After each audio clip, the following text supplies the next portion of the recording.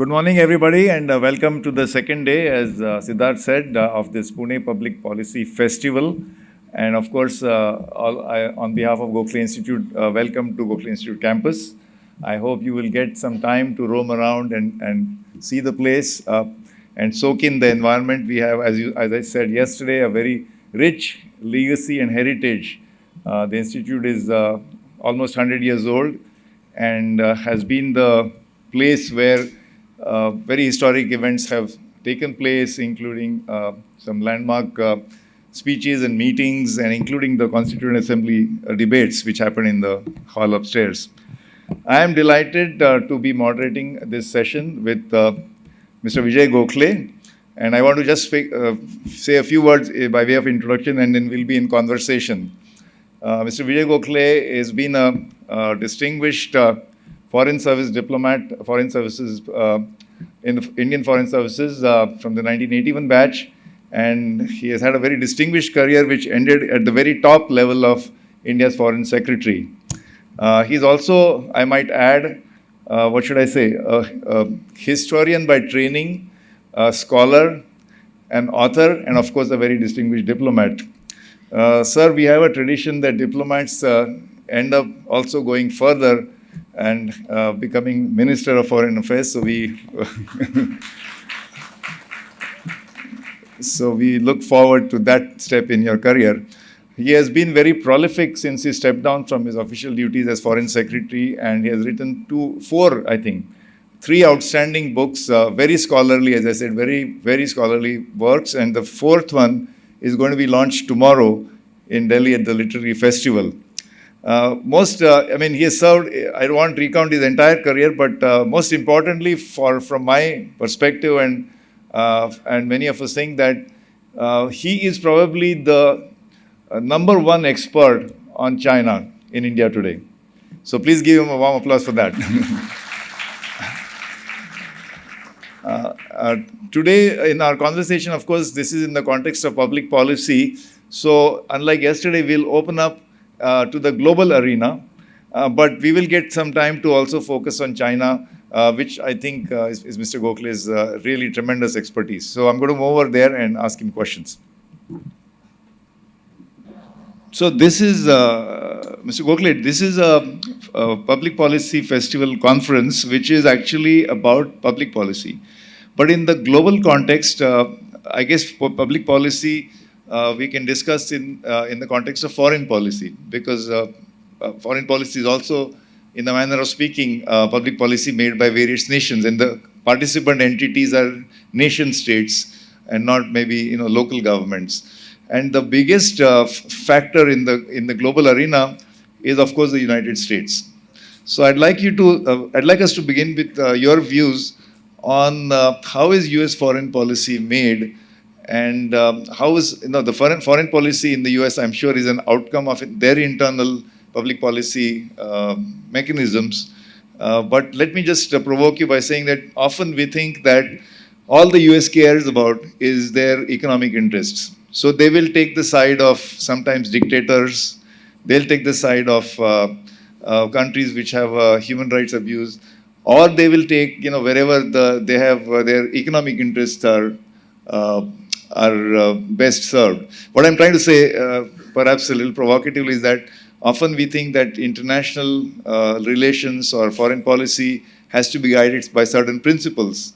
I know, for example, India was leading the non-aligned movement many years ago, and there were some values and principles. But it is, to understand US actions, often it looks like, even though they say that we want to promote democracy in the world or promote those kind of values, it often seems as if the public policy or foreign policy is guided by economic interests. So what are your views on the public policy as manifested as foreign policy of the largest, most prominent country in the world?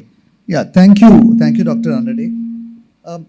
Basically, all countries' foreign policies are guided by national interest. And that national interest is defined by what the public in that country thinks is important or not important for on any particular issue. The United States is no different, frankly, nor are we.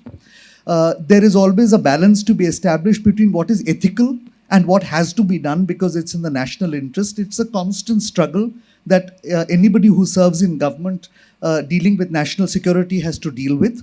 But it is often the case that when push comes to shove, what is in the national interest takes precedence over what might be strictly defined as ethical or moral foreign policy. Now, in the case of the United States, it is the most powerful country in the world. But to assume that it is only the government of the United States, the presidency, or even the Congress, which decides foreign policy, I think would be only a partial understanding of how foreign policy is made in democracies.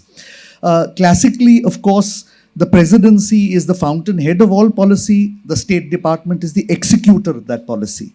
Then, of course, there is what we euphemistically call the deep state. And certainly, having been in government, the role of the intelligence services, the internal security apparatus, the army, and the Ministry of Defense are very significant in foreign policy.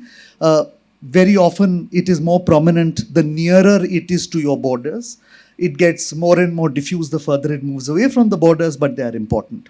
But these are, of course, only the obvious elements of those who make foreign policy in the United States or in India for that matter.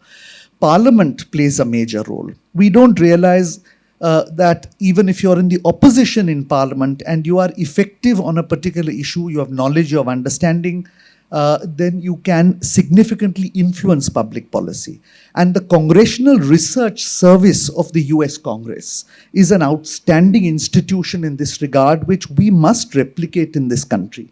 It is a group of researchers who produce material on the topics of the day to be shared with members of the House of Representatives and the Senate, on the basis of which an informed discussion or a debate takes place.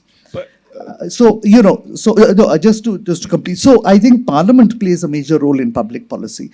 Beyond that, there are interest groups that play a role. And we saw, for instance, I refer in my book on After Tiananmen, The Rise of China, how China's entry into the WTO was pushed by the American business community to the point where it overrode Clinton and his advisors, who didn't want to actually put China into the WTO, who had issues relating to human rights and various other things. The business community pushed China in that direction. So there are a number of interest groups that includes labor, that includes business, that includes the NGOs which talk of human rights and environment. What I'm saying is it's a very complicated policy-making process in the United States and in India and in other democracies. And government needs to understand the interactions between these players if good foreign policy is to be made. So when you say, of course, it's complicated and there are competing interests, but when you say that the foreign policy is guided by national interest, but in an age where there is increasing partisanship, if not actual polarization, who defines national interest? In the sense that I'm reminded of President Trump. One of his first actions when he took office was to actually slap huge import duties, which was contrary to America's principle for free trade. And who is to say that in 2018 or whatever, 2019 January, 2017 January, America's national interest flipped over by becoming protectionist? Or the other big step he took was to walk out of the Paris Agreement, where 192 countries had signed on to the climate deal, but USA just decided to renege or basically walk out. So how does one understand this concept that it's foreign policy is guided by national interest in the age of partisanship? No, I'm quite convinced that national interest is ultimately determined by the people of that country. And I think we would be mistaken to think that Trump is a one-off or an individual who is making policy there. I think Trump is a reflection of the debate in the United States today between those who believe that the United States should still be committed to internationalist systems, the systems they built, and an increasing number of people who believe that enough blood and treasure has been wasted on others, and it's time to look at oneself. And when I was in the US last month, and I spent over a month there, I got the distinct impression that this discussion is not between just the Democrats and the Republicans. It is now between those in both parties who believe that America must remain committed to internationalism, and equally a growing number of those who believe that America needs to look after itself.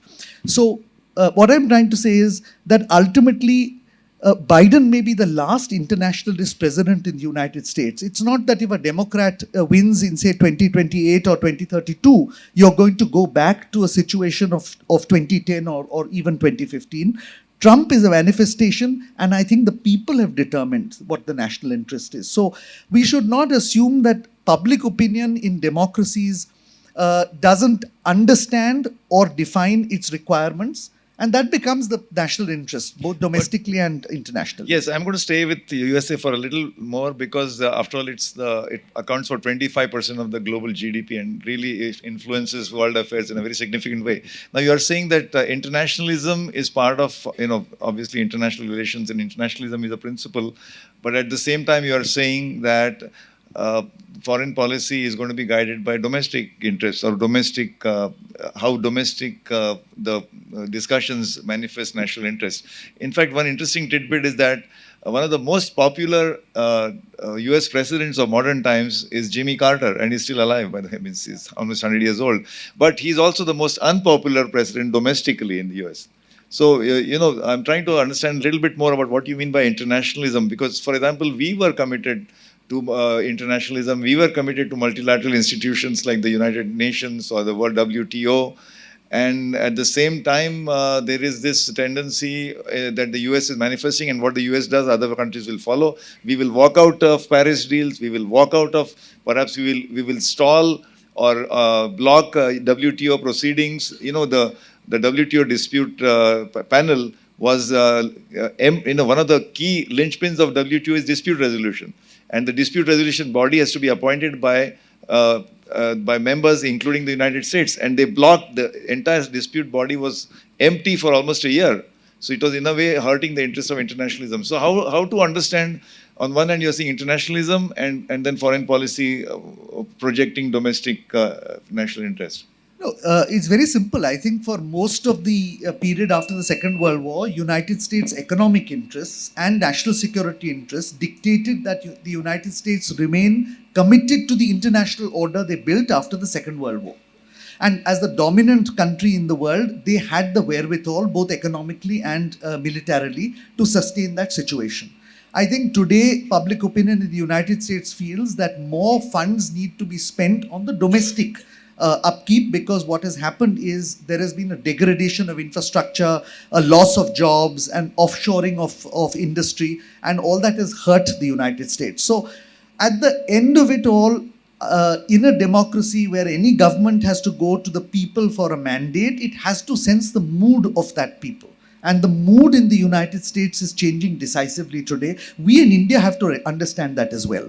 What does that mean for us? It means that internationalism is on the wane. Free trade as we know it, legal migration as we know it, I'm not talking of illegal migration, legal migration as we know it is going to end. And that's going to have an implication for us, whether it's in terms of H1B visas, whether it's in terms of exports to Western markets and so on. We have to adjust. But this is the requirement of the public in the United States. It's not just the presidency or even the political elite. Since you mentioned H1B, I'm going to come to the other topic later, but let's quickly spend 2 minutes on this. See, H1B visas is a good point to make this, have this little discussion that India's number one export, by the way, is IT and software services. They are almost going to be reaching $250 billion. And if you, on top of it, if you add NRI remittances from Indians abroad is another $100 billion. So $350 to $400 billion, almost $500 billion are accounted for by human beings who have the mobility and freedom to move all over the world. And you're saying that such legal movement, in fact, India has been advocating for a special WTO visa or GATS visa, which only is meant for delivering services abroad and not to be mixed up with immigration. And you're saying that itself is in danger or jeopardy? I would certainly say that it's going to be more difficult to legally migrate to the United States, but ultimately there are loopholes in any system. You would have seen a recent report, for instance, which came out yesterday or day before in Bloomberg, that despite the CHIPS Act in the United States, a very large number of highly sophisticated semiconductors have found their way to China. So I guess there are ways and means and loopholes. But what I'm saying is we have to understand the public climate in the United States is now Perhaps that is most isolationist after the Second World War, and that will have an implication for countries like ours or China, which are driven by exports, which are driven by seeing a more open world, because it ultimately benefits us economically and diplomatically. Yeah, in fact, I'm reminded, I think it was the 2018, since we are just in Davos, 2018 Davos, Mr. Xi Jinping was one of the one of main guests, and he spoke. Of course, the US president didn't show up, and he spoke that China is going to be the champion and best, of free trade. And what is this that the United States is doing is becoming isolationist. Anyway, it's interesting times. I want to relate this. You said that democratic countries have, different competing vested interests who eventually, after those discussions and debates, finally manifest in national interest, and that's what is projected as foreign policy. Do we then assume that countries like, let's say, Russia, now Mr. Putin has been around for what, 23 years now, and China. We are going to spend more time on China later, but China, it's a sort of, they have some democratic accountability, but it's a single party. It's a single party democracy, if you can call it that. To some extent, so is Singapore, which is a much smaller country. So do these countries have some advantage because they don't need to deal with this mess of too many competing vested and too many multi-parties and oppositions, and therefore their foreign policy projection is much more coherent and consistent? Yeah, that's a very interesting question. I won't talk about Russia because, frankly, I don't know enough about that. But let me talk about China. When I was serving in China, on many occasions, I've done a total of 5 postings there. Very often, senior political figures from India would tell me why it was easier for China to build infrastructure than us. And, to put it very bluntly, people would say they can knock down a set of houses or slums or structures and build a highway or a railway. That's a very naive way of looking at it. First of all, China is not a totalitarian state. It is an authoritarian state where one person doesn't make the decisions even now. If you look at the history of the Chinese Communist Party, there has been no instance where a leader has ensured that his successor remains. Mao failed to install his successor. Deng failed to install his successor. There's no reason why the current fellow will be able to install his successor. There is a certain amount of inner party openness, but more than that, there is public opinion very much in China. And we have to understand that if you do something unpopular in our country or in any democracy, the worst that can happen is you lose the election, but you live to fight another day. In the case of China, if you take an unpopular political policy decision, and it fails, right? You will certainly lose your job. You will more than likely lose your freedom, and there is a good chance you will lose your life. So what I am asking you is, who is taking the greater political risk? A leader in a democracy or a leader in an authoritarian system? Now, I'm saying this because you have to understand that despite that risk, the Chinese leadership has time and again shown a capacity to take those policy decisions.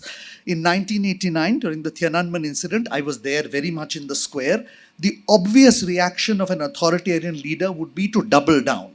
You suppress the situation. Why do you want to have another Tiananmen incident? Deng counterintuitively decided the opposite. He said, we must open up further. And that's what led to the enormous economic miracle we see today. So where did that come from? That was not Deng Xiaoping. It was public pressure. He realized that the Tiananmen incident was a public saying, you can't go on claiming legitimacy to rule because you liberated us in 1949. Show us the goods. So we must not be naive as to think that an authoritarian state does not have public opinion. It doesn't have the public opinion we have: free media, judiciary, parliament, NGOs, and so on. But that doesn't mean that the public cannot express its view in China. So, in fact, on the point of let us not be naive about these authoritarian regimes, I want to mention a very significant and important fact which has come out very strongly in your book on Tiananmen Square, that how the entire Western media, the Western press, Western policymakers, perhaps Western governments, including the great ones like BBC and all that, they got it completely wrong. They thought that what was happening in Tiananmen was actually, what do they say, the unfolding of democracy, and democracy was going to let loose, where in fact, as you argue in your book, that it was actually an intra-party the proxy demonstration of intra-party differences. Can you just say a few words about that? How is it that the entire Western world was fooled into thinking that democracy was going to let, Since I'm not in government, I can be a little more honest. Frankly, frankly, in my 40 years, what I have realized is there is no such thing called a free media. Much of reporting in the Western world is motivated. The New York Times, the Financial Times of London, the Le Monde in France, any newspaper in Japan, they all have motivation. And I saw that very clearly demonstrated during the Tiananmen incident of 1989. I saw that very clearly motivated when I was Foreign Secretary, when Article 370 was being repealed as well. So we should be quite clear. And let me give you a very specific example of this. On the day that the Tiananmen incident was taking place, the 4th of June, one of the residences of Indian embassy diplomats, he later on went to become the National Security Advisor, Mr. Shivshankar Menon, his apartment overlooked the road to Tiananmen Square. So all of us as diplomats were gathered there. And the Voice of America was reporting the American ambassador, James Lilly, who later on went on to become CIA chief, to say that tank battle is taking place on the bridge in front of us. And we were all looking down, and there was one pathetic tank and a few soldiers, and we were wondering where this was. But as far as the rest of the world was concerned, a tank fight was taking place there.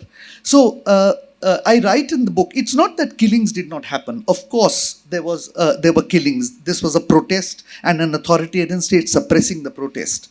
But the reports that tanks went into the square, rolled over students, crushed hundreds of students in the square, I have not come across a single person who has testified to this, and I have met I met 2 or 3 of the chief demonstrators, because I was subsequently posted to Taipei, and many of them were in political asylum in Taiwan. So I have had direct conversations even with people who led that student movement. That's what I'm saying about, we need to be careful about this assumption that the media in the West is perhaps more honest than anybody else. It's as motivated. I don't think there's anything but the free media. Not just the reportage, but you're saying was it wishful thinking, or did they just draw the wrong conclusions on developments? It was wishful thinking. It was wishful. Yeah, there was no, of course, there were vague demands for greater openness and so on, but the principal force behind the Tiananmen incident was economic hardship by various members, various elements of society, the workers, the students who could not find jobs, retired people from whom social welfare schemes were being removed, housing was being privatized, medical was being privatized, and there was no social safety net. And as a result, it just happened to coalesce because the party very poorly managed the situation. They initially did not have a grip on what public opinion thought. And eventually, they learned the lessons of that, and you've never had an incident like that again 30 years on. So they've learned those lessons. So let's talk about China, but just to finish the earlier point. So are you saying that there's more coherence when you have a single party system in projecting foreign policy? There's more coherence if it's a single party system where there is a proper system of decision making. Where the system dissolves into chaos like it did in Mao's Cultural Revolution, for instance, they made several very serious mistakes at that time. So I think in any society, policy is easier to implement if government itself is coherent, and it's not necessary that you have to be a democracy to do that, or that democracy is disadvantaged because very often you have multiple voices talking policy. So let's talk about this domestic public policy in the context of China, because I do want to take advantage of the fact that we have one of the leading China experts, so we should talk about that. So internally, public policy. By the way, just to since we discussed about democracy, kind of an interesting, if not disturbing, according to me, trend in India has been we focus on the national elections and we focus on the state elections, that is MPs and MLAs. But we also have to remember there's a very important third tier of government where we have the Panchayati Raj or the municipalities, and we have millions of elected officials at that level. The new trend, and it's at least a few years old, is to announce awards and incentives for village panchayat elections or even Jilla Parishad elections or Nagar Panchayat elections, where if a candidate is unopposed, they get a grant, they get a prize, they get lump sum. So it is almost as if we would rather have a candidate put up by consensus. So do I don't know if they're getting influenced by this kind of system that you said, single party, as if having a single party democracy is something desirable. No, I don't think so. I think that ultimately, Because unopposed elections, I mean, right from the 1952 elections, I guess there are constituencies where people have got elected by consensus, even members of parliament. That happens in the Rajya Sabha quite frequently. But 35% of Bengal panchayat elections were unopposed, or some other states as well. I mean, I don't want to comment on that, particularly West Bengal. No, so anyway, so let's get back to public policy making in China. Now you mentioned how you mentioned the kind of risk actually the leaders face in terms of being accountable and showing. So for example, I know that the career growth path for many leaders has been to become first a mayor of a city. In fact, a mayor of a large city like Shanghai, Zhu Rongji eventually became the president or premier. So is that the public policy making has much more of a local consultation flavor? Because, for example, I'm thinking of special economic zones where the provincial head has much more autonomy and much more power to negotiate with the foreign investor than, say, our district commissioner or MIDC commissioner. Is that a difference that you can notice? Well, that was the case. And I think the rise of China was principally because two things happened after 1990. One was there was a flow of power out from the center to the provinces, so that provinces and even districts could take economic decisions, investment decisions, build infrastructure and so on. And the second was a relative relaxation of authoritarian controls, which allowed people to have ideas, innovation, freely do research with foreign institutions and so on. So it led to a real explosion of creativity. And when people thought that China was simply copying others, they didn't understand how much of investment had gone into R&D and into education over a period of 30 years between 1990 and 2020, which is today showing up in the fact that China is at the cutting edge of virtually every sunrise industry in the world. So I think now the problem is the current leader is backtracking on many of these policies. If you put yourself in his shoes, you can understand why he's backtracking. The fact is that the moment you relax authoritarian controls, corruption grows in a very big way. Factionalism grows. Policy becomes subject to all kinds of pressure groups. And ultimately, the party's control over the apparatus and the country weakens. Since his objective is to ensure that on his watch, as we enter the second century of the Communist Party, the party doesn't go down. His number one priority is to keep the party controlled. So therefore, a lot of what his 2 or 3 predecessors did, he is now reversing. That is going to have consequences for the Chinese economy. And today, if there is a question mark on whether China will actually surpass the United States in GDP, maybe history will show that part of the reason is because he backtracked on what was a relative openness in the system in order to preserve the party's grip on power. So actually that means during the post-Deng Xiaoping's era for the next 10 or 15 years, which is also there in your book after Tiananmen Square, the decentralization was actually supported and sort of championed, and now we are going back from decentralization back to centralization and more authoritarianism.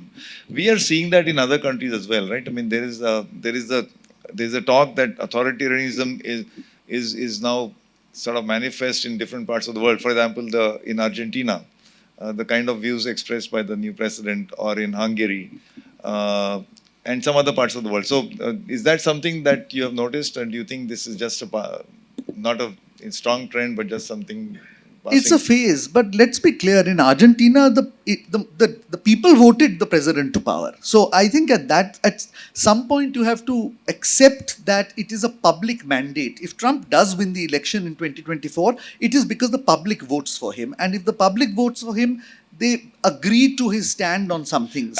We have to accept that. Since you're a history student, I'm tempted to quote Socrates. They voted, right, to kill him.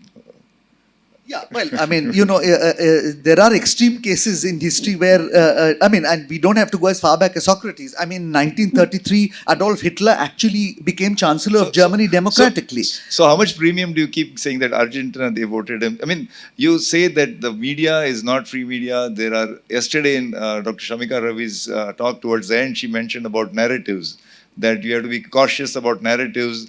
And then there is, this whole phenomenon of how there is motivated media. There is perhaps, so in that context, and there is now the influence of even bigger is social media.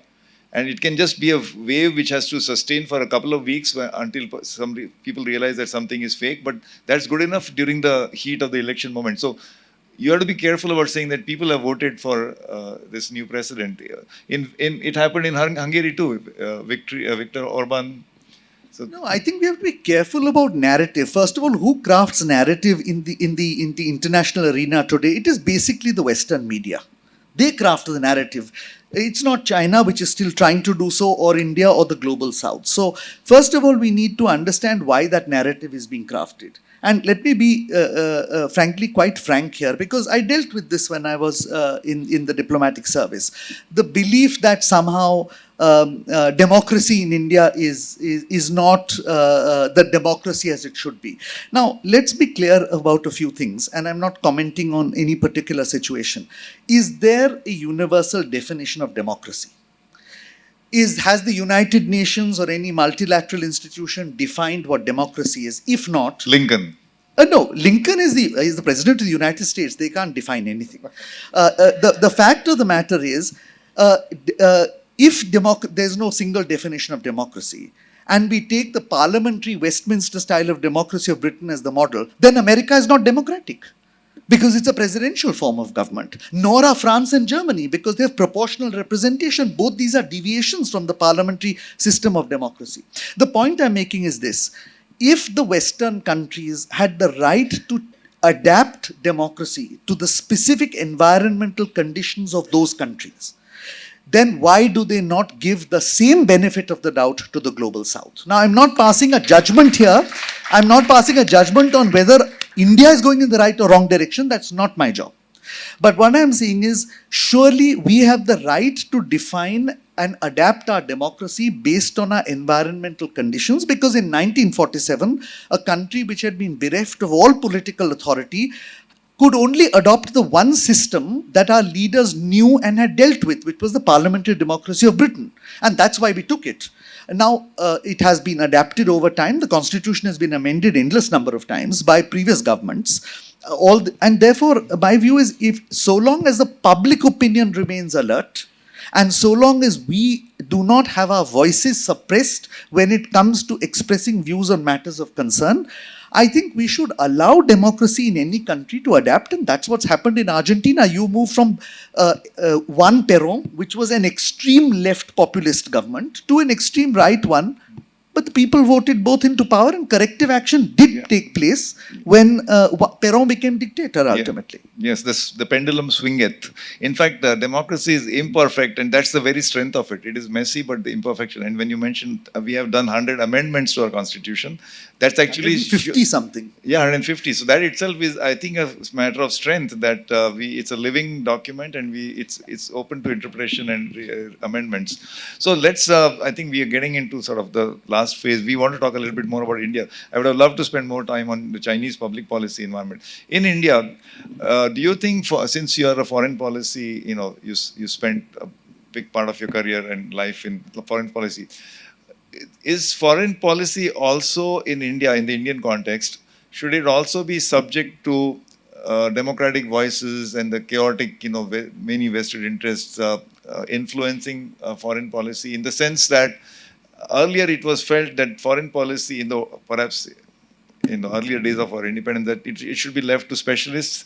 They will deal with national interest, and local internal partisan politics should not spill over into India's foreign policy. But it looks like nowadays it's not insulated as much. So let me be very clear. Foreign policy has to be a part of public debate in India. It has sadly not been the case, partly because governments have not encouraged it, but partly because all of you are not interested in it either. Yeah. I mean, look at our news channels today. Look at the Times of India, which at one stage used to give news on international relations, is relegated to page 11 or 12. Indians are simply not interested in what happens outside our borders. We are obsessed with ourselves. Our TV programs are all about ourselves. Our radio programs are all about ourselves.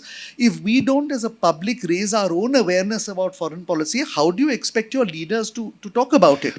That So having therefore been public said, intellectuals that having been said, I credit this government with the fact that whatever else they may or may not have done, they've certainly made foreign policy a part of the public debate. And you've seen the difference.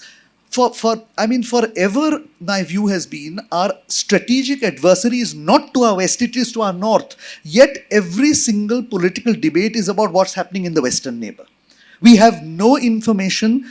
Our public is appallingly ill-informed about China. And I hesitate, but I'm going to say it, our political elite is appallingly ignorant on China, and so is our business elite, by the way. They just don't care.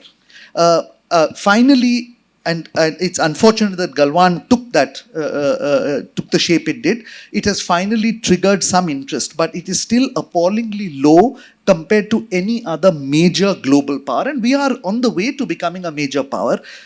Unless and until we take interest in international affairs, our public, we are not going to be a global power. Because remember, any empire in history has become an empire only by looking outwards, not by looking inwards. But right? public intellectuals and scholars like you then have an extra duty to ensure that there's enough debate and discussion which highlights internationalist aspects of our lives, right? Yeah, but you can take a horse to the water, you can't make the horse drink. Let me put it, how many of you have read my 3 books? That should tell you. Oh, that's not bad. That's not bad. I hope some more read it because then the royalty increases. But no, on a more serious note, the fact is that Indians are probably among the top 10 economies of the world, probably the least informed on international affairs. I'm not talking of people in this audience or even the elite 1% of the population. I'm talking of the top 20-30% of the population. But by the way, on the business side, I'm not so sure I agree with you because business elites being not aware or aware of China, the fact is that in China and India trade is growing. And of course, China is India's biggest trading partner, almost the biggest trading partner. And our import dependence is still huge. So I'm sure there are people going to China and sourcing material from there. And but it's true that there are hardly any places where you can learn Chinese language. And most universities do not have a Chinese department. Many people don't have any idea about Chinese history, Chinese culture, Chinese sociology, not even the Chinese economics. So I'm hoping Gokhale Institute will remedy some of that. I just want to add one anecdote which you will find interesting. So, whenever heads of state and government travel abroad, you take a business delegation. And this consists of 10 or 12 of India's leading business persons with interest in that particular country where the head of state or government of India is visiting. And you have a face-to-face lunch between the head of government of India, the head of the foreign government, and only the businessmen on the table or businesswomen on the table. Officials sit behind, right? It is my own observation that the other side's business people are very well prepared with both the opportunities and the challenges that their companies face in India. It is very rarely the case that an Indian business leader accompanying our Prime Minister actually has done homework and talks about her or his problems or her or his opportunities in that country. That's what I'm saying about awareness, right? We need to get them aware. The Prime Minister of the country can only take you to the table if you don't say what your problem is when the head of state or government of the other side is sitting. Why are you going? Absolutely. I mean, I always like to emphasize that China and India may be just 2 countries out of 200 plus in the United Nations, but they account for 40% of humanity. And, the Chinese-India trade I just mentioned, it's a very dynamic relationship. And the least we can do is be aware of each other. So hopefully, we will, Pune can become a big center for policy. I think we are out of time. So I don't know if maybe you can just take 2 or 3 questions, very, very brief. My God, I'll have to ration, so please be a harsh monitor. So this gentleman in the front, be brief, please. So regarding China, I think one of the big things that's in media currently is the string of pearls and the Silk Route, the new Silk Route. And our counter to it is the necklace of diamonds, so to say, where Nicobar Islands really plays a role. And having said that, and current Maldives situation and their inclination towards China, Okay. considering this, what do you feel is the state that Nicobar's development will play? You can't pack 5 questions into one sentence. You're trying. No, I just so- wanted to give context. Thank you. So, So, given Mr. that. Gokhale, we'll just collect the 3 questions together. Okay. So the lady at the back, this in the center, the lady at the back. Hello, sir. I had a question regarding India-China trade in light of China-North Korea relations. So, S. Jaishankar delivered his speech at the Non-Aligned Summit in Kampala, where he said that we have to challenge economic concentrations undermining economic securities. So, if China and North Korea are getting increasingly aligned with each other, how do you see that affecting India-China trade? Okay. The last question we have on the left here. Yeah. This person. Yeah. Thank you so much. So I wanted to ask a question. Was Tiananmen a wake-up call for the Communist Party of China and the world as a whole? Okay. So you have 3 Yeah, questions. well, I think, Tiananmen was the biggest wake-up call, I think, and it's a seminal turning point in Chinese politics. You can't understand China today if you don't know what happened in 1989 and what action the government took, corrective action it took after that. And does Tiananmen affect Hello, please. Hong Kong? One Sorry? question is. Sorry. Does Tiananmen affect Hong Kong and Macau in any way? No, I don't think so. Not the Tiananmen incident, but no, I don't think so. Yeah. The person with the... So there was this Yeah, mild one was string of pearls and what was trade. India-China trade, yeah. North No, Korea. China-North Korea relations don't have any impact on India-China trade. But the burgeoning trade deficit between India-China is not sustainable. It is not an economic issue. It's a political problem for India now. Therefore, it is important that we deleverage to some extent, but also that we mount pressure on the Chinese to make it more even-handed. You can't have a situation where 80 billion trade deficit exists in a foreign trade which is about $1 trillion. It's not a sustainable situation. I think the public is well aware of that, and hopefully changes will come. As far as the string of pearls is concerned, look, I think China has a legitimate interest in the Indian Ocean. It's the largest trading nation in the world. All its goods pass between the Malacca Strait and the Red Sea, the Suez. So if we are going to live under some kind of fantasy that the Chinese are not going to be in the Indian Ocean, I think we'd better wake up fast from that dream. They have a base in Djibouti. Their second base is coming at Cambodia. Once that happens, an aircraft carrier group will be in the Indian Ocean by 2030, if not before. The question is, how legitimate is that presence and what is it used to in terms of India's national interest? And for that, I think we have to prepare. We have to have a strong navy. We have to develop our own coast. And one of them is the Andaman and Nicobar Islands. You would have seen advertisements about this new container port at Galathea Bay, which is being built, which has just been tendered, right? So I think the government is aware that of the value of our islands and island and port development. Let's hope that it's enough to counter a Chinese presence, but the Chinese presence is going to be there, whether we like it or not. On that note, please give a big round of applause to Mr. Vijay Gokhale. Thank you. Thank you.